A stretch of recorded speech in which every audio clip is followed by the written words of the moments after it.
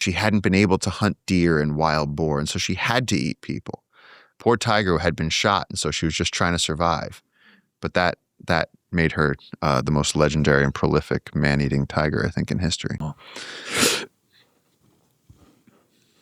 I remember watching some David Attenborough documentary, one of the newer ones, and the final episode was how wildlife are starting to interact with human civilizations, metropolises, and is it maybe India where some big cats have learned to hunt orphans?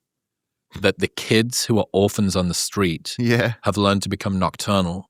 Yeah. Because if they sleep in the day and stay awake at night, they're less likely. But there was a bunch of cats that were going down into the city because there's, these little meals on short, stubby wheels. And they can't really run that fast. Yeah, and the orphans can never run that fast.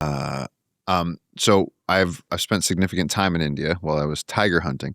In Mumbai, there's beautiful photos of the leopards that have begun living in the city of Mumbai. And what's really cool is people's security cameras on their house. They go after, I haven't heard about the orphans, but I've heard about the dogs. They love dogs.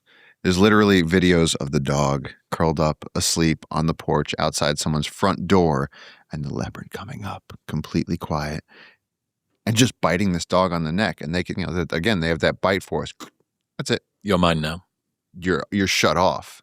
They just break the spine. And for them, domesticated animals are easy. The difference between a wild animal and a domesticated animal is unbelievable. Like, so for example, handling an anaconda that somebody has in a terrarium, that has been raised in a terrarium. Anaconda's never done anything athletic in its life. It's never hunted in its life. They're soft. They feel soft. If you go to those guys that have like the boa constrictors and you hold them, they're soft. You find the same snake in the wild. It's like holding a giant steel cable. It's a different thing. It's a totally different thing.